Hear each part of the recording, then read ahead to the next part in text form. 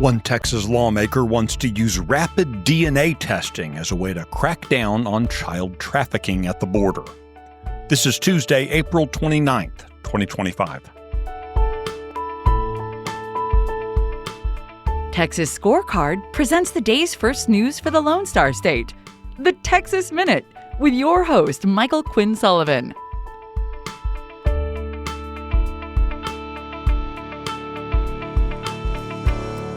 Hey, welcome to the Texas Minute. Thanks for spending part of this Tuesday here.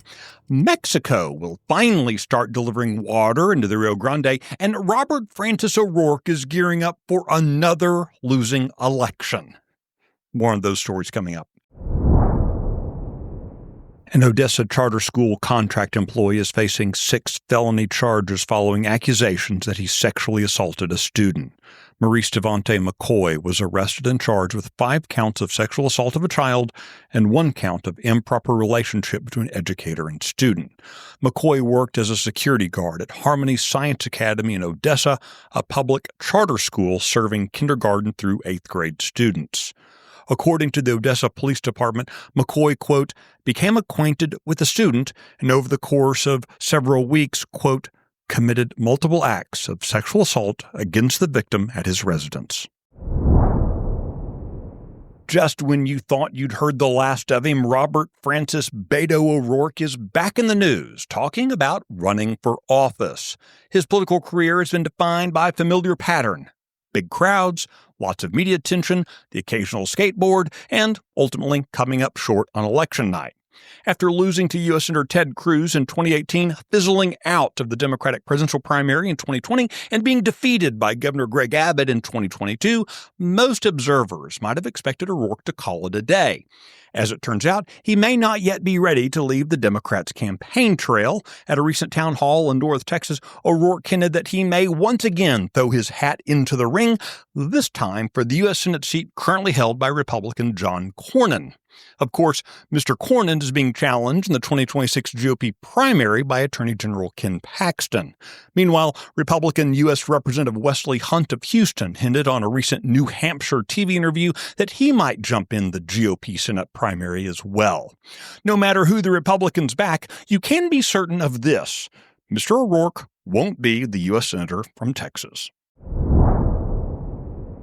An agreement's been reached with Mexico that will ensure Texas farmers and ranchers receive critical water deliveries. The agreement was reached by U.S. Secretary of Agriculture Brooke Rollins. The Texas-born Trump cabinet official described the agreement as a significant victory for American agriculture after years of drought and treaty noncompliance by our neighbors to the south. At issue is the 1944 Water Treaty, under which Mexico is required to deliver water to the United States from the Rio Grande River, while the U.S. provides Mexico with water from the Colorado River. Mexico has been consistently failing to make good on its obligations.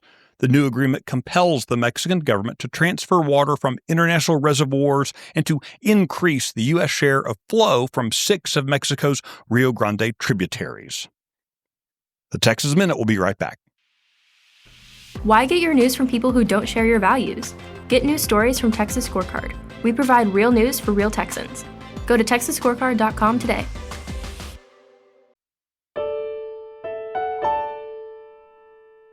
Law enforcement officials would be required to administer rapid DNA tests on suspicious individuals trying to enter the country as part of an effort to crack down on child trafficking.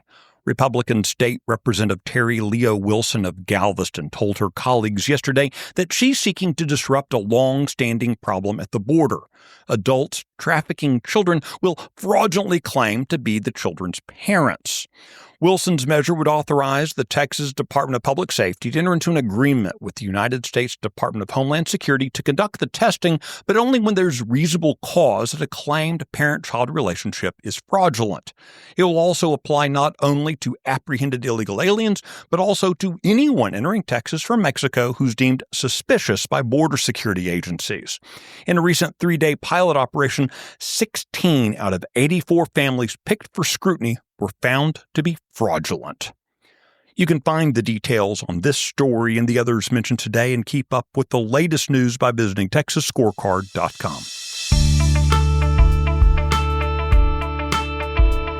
This edition of the Texas Minute was produced by Nick Shepard and based on the original reporting of Aaron Anderson, Brandon Waltons, Sidney Henry, and Luca Cacciatore.